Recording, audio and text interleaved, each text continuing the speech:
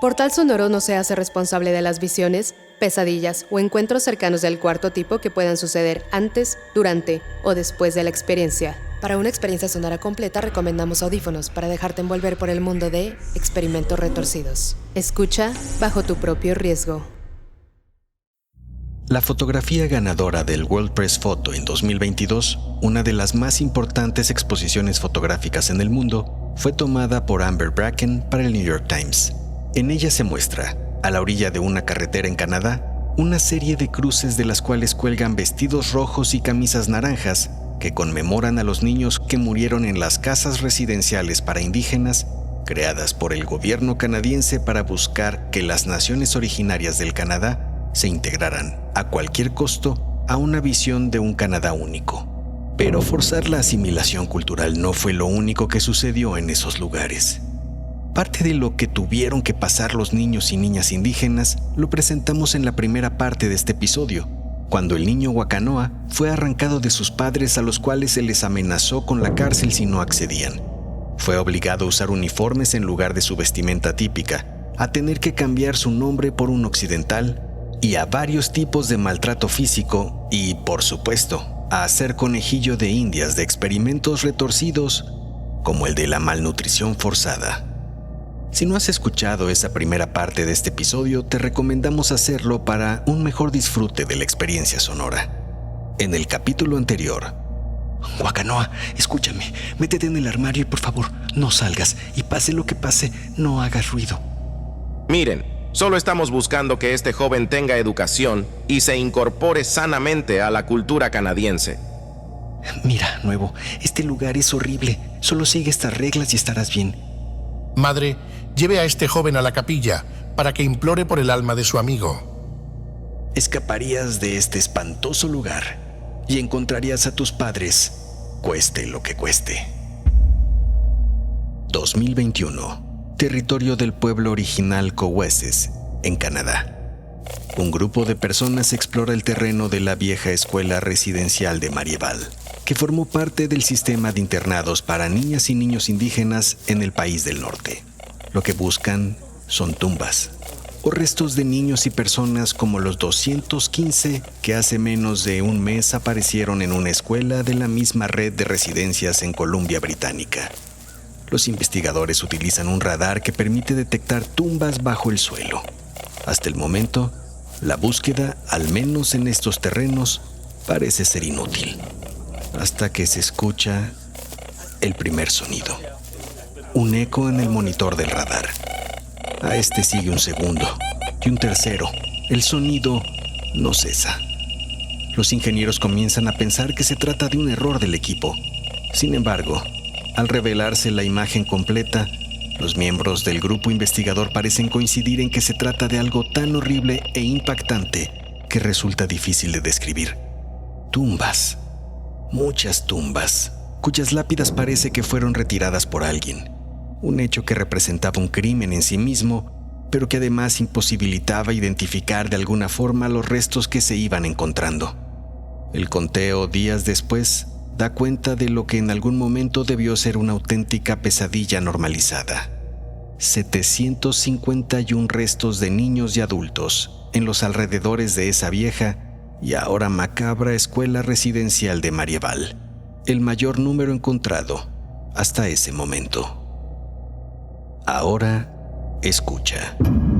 Solo escucha el sonido de las manecillas. Escucha cómo se desvanecen, una a una. Es así porque ahora, quizá, hemos logrado que entres en un trance podcástico en el que dejarás de ser tú. Y hasta que escuches las manecillas de nuevo, mi voz te permitirá entrar por unos minutos nuevamente en la mente de Wakanoa, un niño de ahora 11 años, originario de una de las primeras naciones en territorio canadiense, los Syilx, y cuya vida seguirá siendo puesta de cabeza en un sistema de retorcidos internados indígenas de Canadá. Sonoro presenta Experimentos Retorcidos. Y esta es la voz de tu anfitrión, Alejandro Joseph.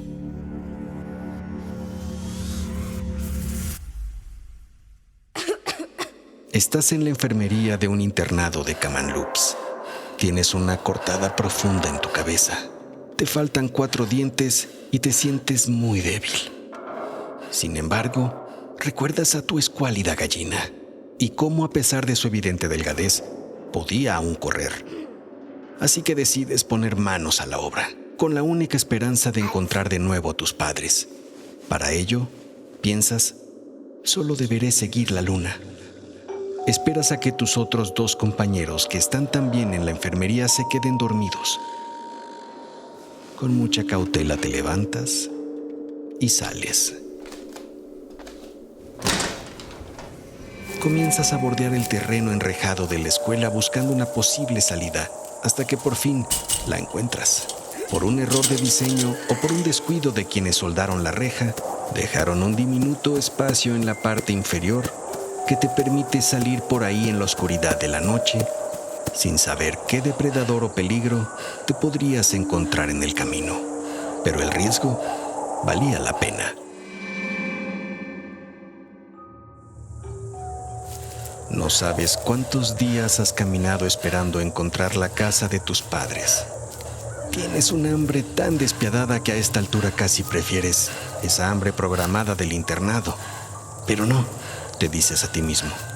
Aquello era peor que cuando soñaba que un buitre me comía vivo. Sobrevives comiendo lo que encuentras a tu paso, como te enseñaron tus padres. Un poco de bayas, algo de frutos y, afortunadamente, tomando agua de unos arroyos que has ido encontrando en tu caminar. La luna es tu guía para regresar a casa. Pero solo porque al momento de ser arrancado de sus brazos, tus padres te dijeron que siempre la veas y tú has entendido que es porque la luna es una forma de regresar a casa. Pero cada paso que das parece adentrarte más en un terreno que te parece completamente desconocido, más inhóspito y desesperanzador. El frío de la noche y el agotamiento te obliga a resguardarte en un recoveco y esperar no morir congelado. Quedas dormido en cuestión de segundos. Te despierta un puntapié en la espalda y por un momento piensas que se trata de tu amigo Joseph y que nuevamente es el primer día en la escuela y que todo fue en realidad una gran pesadilla. Sin embargo, al darte la vuelta, la luz de la luna te permite distinguir perfectamente a un hombre con sombrero negro, gafas redondas y una sotana negra. Era una figura que ahora identificas claramente como la de un padre de la religión donde se adora a un señor sufriendo en una cruz. El hombre se agacha y te ofrece un mendrugo de pan. Parece que estás perdido. Devoras el alimento, pero estás agazapado y con miedo. No temas, hijo. Veo que vienes de una escuela residencial. Entiendes entonces tu gran error. Nunca te despojaste de las ropas que te dieron en el internado. Seguro conoces a Leon Brandley. Yo soy su admirador. Nunca habías escuchado nada de ese tal Brandley, así que continúas sin emitir sonido. Debes tener frío aquí afuera. Yo creo que encontrarnos no fue una casualidad. ¿Cómo te llamas? Para no meterte en problemas, como te habían enseñado en la escuela, le respondes que William. El hombre sonríe entonces. Ven, William. Te llevaré a un lugar seguro en el cual te darán techo y comida. Es un lugar enorme. Se llama Marieval. ¿Ahí se puede ver la luna?, preguntas inocentemente. Claro que sí. Y tras esto, el hombre extiende su mano y la tomas.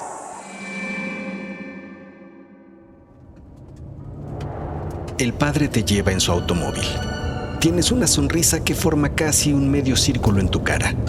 Sin embargo, el coche baja su velocidad. Te asomas por la ventana y sientes una punzada en el estómago. Notas que se aproximan a un lugar muy parecido a aquel del que habías escapado. Uno con 3 bloques de edificios coronados por frontones en la parte superior y la bandera con la hoja de maple ondeando en la parte más alta de uno de los edificios. Sientes pánico. Comienzas a forzar la manija de la puerta desesperado y finalmente la abres. Sin pensarlo, te lanzas fuera del auto. No iban tan lento. Ruedas en el piso y te pegas sendos golpes en todo el cuerpo varios metros. Te quedas tendido en el suelo. Notas que el auto se frena y de él se baja el padre.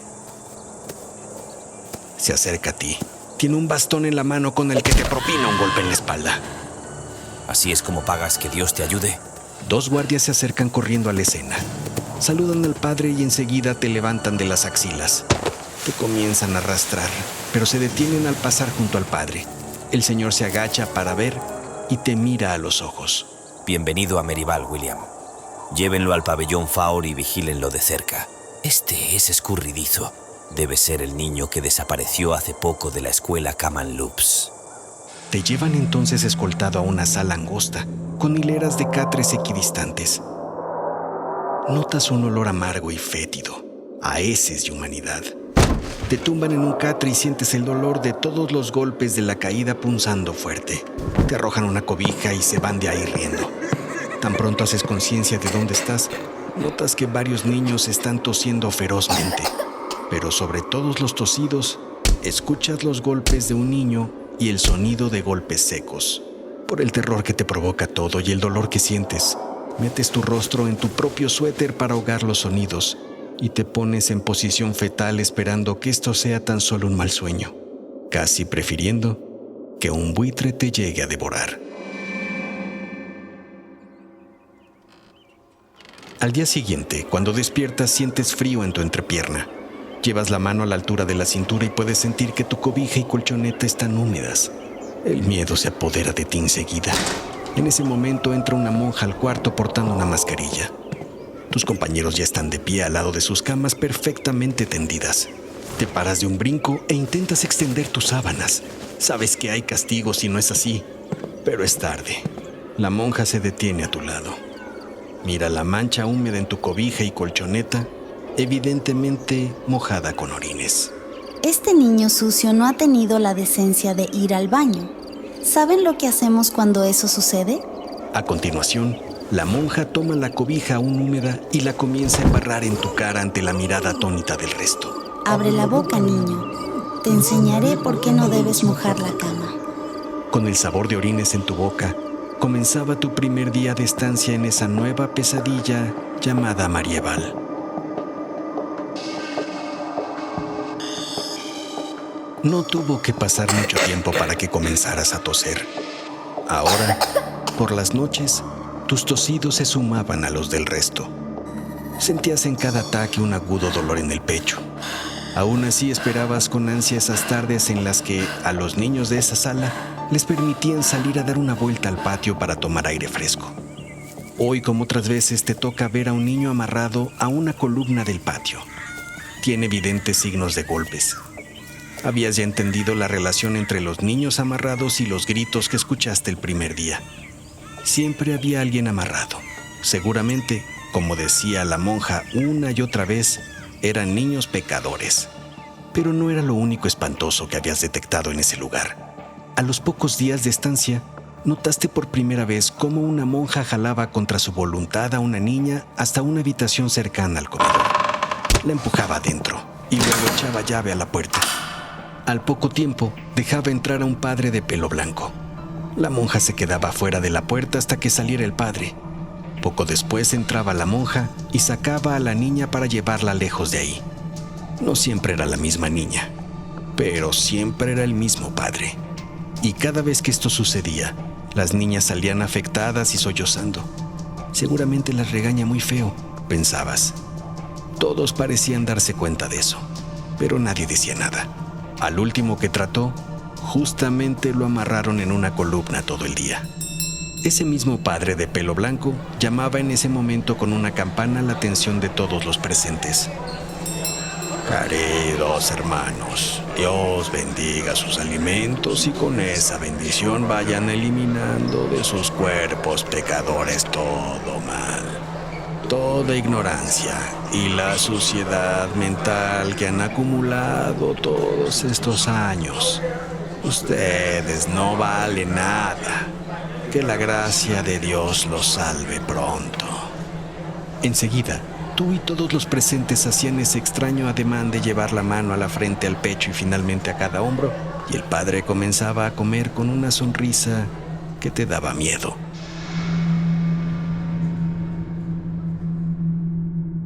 Con el paso de los días, tu esperanza de volver a ver a tus padres y a tu mascota, la escuálida gallina, se desvanece. Pero no era lo único que desaparecía de ti. Te habían dicho ya tantas veces que eras un niño sucio e ignorante que habías comenzado a creerlo. Habías también comenzado a resignarte a la violencia y, cuando te sucedía a ti, a sentir que merecías el castigo. Al fin, tú y los otros niños no eran nada, hasta que el Señor de la Cruz dijera lo contrario. Y el Señor de la Cruz parecía tener sus propios problemas. Sin embargo, un rayo de esperanza llegó esa tarde, cuando entró a la sala un hombre que se presentó ante todos como: Soy el Dr. Richardson. Mis colegas y yo hemos notado que algunos de ustedes tosen mucho. En ese momento toses. Así que con la aprobación del gobierno canadiense y de la iglesia, hemos venido a ayudarlos. Los someteremos a una prueba y si pasan, los llevaremos a otra sala más amplia y les permitiremos que media hora al día puedan hablar tranquilamente entre ustedes. Sus camas serán más cómodas. Pides a tus dioses que te permitan pasar la prueba cuando esa misma tarde te llaman para hacerla. Te llevan a un diminuto cuarto y te ponen frente a un aparato que hacía mucho ruido. Luego, Richardson y su equipo entraban. Sacaban del aparato una especie de hoja casi transparente y se le quedaban viendo largo rato. Lo siguiente fue dejar que Richardson pusiera un aparato en tu espalda desnuda. Un aparato del cual salían unos tubos que se conectaban a las orejas del doctor. Muy bien, ¿cómo te llamas? William, respondes. No, ¿cómo te llamabas antes de venir a Medieval? Y entonces sientes un escalofrío. Te costó trabajo recordar que te llamabas Wakanoa. Bueno, ¿qué importa? William, bienvenido al experimento.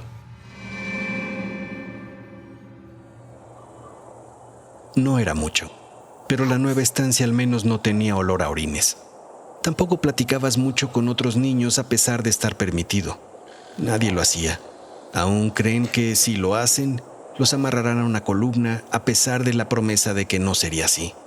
En realidad, lo único que tenían que hacer para ayudar al Dr. Richardson, que se aparecía algunos días en el pabellón, era tomar una pastilla. Así pasaron algunas semanas en las que al menos sentías algo de paz. Incluso tu tos comenzó a desaparecer, aunque no era así con otros de tus compañeros que, al contrario, tosían cada día más. Pero tú te habías acostumbrado a ello y te concentrabas por las noches únicamente en ver la luna por la ventana y pensar en tus padres. Pero el día de hoy, algo distinto sucede. El Dr. Richardson y otros 2 hombres con bata blanca estaban parados frente a la cama de uno de tus compañeros del pabellón y revisaban unos papeles. El compañero no se movía y tenía un color azul en su cuerpo. Había estado tosiendo mucho la noche anterior. Tú y todos ahí están atentos y expectantes, parados junto a sus camas perfectamente tendidas. Los 2 hombres que acompañaban a Richardson se dieron la mano y se dieron palmaditas en la espalda, igual que como habían hecho otros médicos contigo en la otra escuela cuando descubrieron tu esquelético cuerpo. Los nuevos médicos pusieron al niño en una cama con rueditas y se lo llevaron fuera del pabellón y nunca más lo viste. Con el paso de los días, esa escena se volvió rutinaria. Todos los días implorabas que no fueras uno de esos niños frente a los que se paraban Richardson y los otros 2 hombres, que no revisaran tus papeles, que no se felicitaran frente a ti y se llevaran tu cuerpo inmóvil. Pero hoy le tocó a un niño que estaba muy cerca de tu cama y la curiosidad fue mucha. Aprovechando las felicitaciones de Richardson y los otros, te cuelas en un pequeño espacio debajo de la cama con rueditas en la que suben al niño inmóvil. Puedes ver desde ahí los pies de los niños y adultos. Puedes ver las puertas que se abren y cierran. Puedes ver que las llantas giran más torpes al salir del edificio y tener que rodar en un terreno irregular. Puedes ver que de la piedra se pasa al pasto y que se alejan de las rejas de la residencia Marieval. Finalmente, puedes ver que llegan a un páramo en el que crece poco pasto y es de color amarillo. Los hombres de las batas blancas que jalaban la cama con rueditas comentan acerca de su día en lo que sujetan la sábana de tu compañero. Ríen un poco, cuentan hasta 3 y ves cómo el cuerpo de tu compañero es lanzado a lo que parece un hueco en la tierra. Pero al descubrir al niño, también descubrieron tu escondite. Al darse cuenta de tu presencia, te tratan de agarrar. Corres, Corres como cuando tratabas de agarrar a tu gallina en el monte. Corres y miras con espanto en ese hueco en el suelo el cuerpo inmóvil de muchos de tus compañeros. Corres como nunca, corres como siempre, corres como un esqueleto que quisiera volar. Despierta. Es hora de que vuelvas a ser tú, de que regreses lentamente. Escuchas las manecillas de nuevo una a una, mientras te haces consciente de que no estás corriendo por tu vida y de que tan solo escuchaste los resultados de un macabro experimento retorcido más. Como mencionamos en el primer episodio, esta narración estuvo basada en parte de lo sucedido en las escuelas residenciales a las que miles de habitantes de las poblaciones indígenas de las primeras naciones de Canadá fueron enviados con el objetivo de controlar y agrupar a la población originaria de la región y también para forzar en los habitantes la asimilación de la cultura canadiense. El triste resultado fue catalogado como un enorme genocidio cultural. Pero eso no fue todo. Aprovechando la estancia de los indígenas en esos lugares, el gobierno, en contubernio con la Iglesia Católica, hicieron participar sin consentimiento a muchos niños, niñas y adultos indígenas en experimentos de alimentación que iban desde la inanición controlada hasta probar teorías sobre la falta de vitaminas y ciertos alimentos en la dieta, pero también experimentos médicos, como el ensayo con vacunas, por ejemplo, contra la tuberculosis. Entre 1883 y 1996, fecha en que dejó de funcionar el sistema, se estima que más de 150,000 niños indígenas fueron separados de sus familias y enviados forzosamente a una red de internados gubernamentales en donde sufrieron abusos físicos, sexuales y enfermedades. Se dice que más de 6,000 niños habrían muerto en estas escuelas residenciales, aunque hay quienes hablan de 25,000. Es imposible saberlo porque hasta ahora lo que se sabe es a partir de las diversas tumbas que se han encontrado en los alrededores de las residencias. Cuando el gobierno canadiense comenzó a encontrar las tumbas y a darse cuenta de lo que sucedía en esas escuelas residenciales, creó una comisión de la verdad y la reconciliación, y diversas autoridades del gobierno canadiense han ofrecido sendas disculpas a los pueblos originarios por ese comportamiento. Sin embargo, los sobrevivientes de escuelas residenciales siguen esperando la disculpa de la Iglesia y sufriendo aún los efectos de los experimentos y traumas a los que fueron sometidos. Si te interesa saber más acerca de los experimentos y lo que sucedió en las escuelas residenciales indígenas en Canadá, no dejes de consultar las ligas e información relacionada que encontrarás en las notas de este episodio. Los personajes y situaciones mostradas en este programa son ficticios. Cualquier parecido con la realidad es mera coincidencia. O quizá no. En la producción de este episodio estuvimos con el corazón en cada uno de los pueblos originarios del ahora territorio canadiense: Karina Riverol, Israel Pérez, Daniel Sandoval y un servidor, Alejandro Joseph. No olvides dejarnos unas líneas en Spotify o en Apple Podcast. Leerte nos llena de emoción y nos impulsa a seguir produciendo estos podcasts. Yo te espero en el próximo episodio, en el que exploraremos un nuevo experimento retorcido.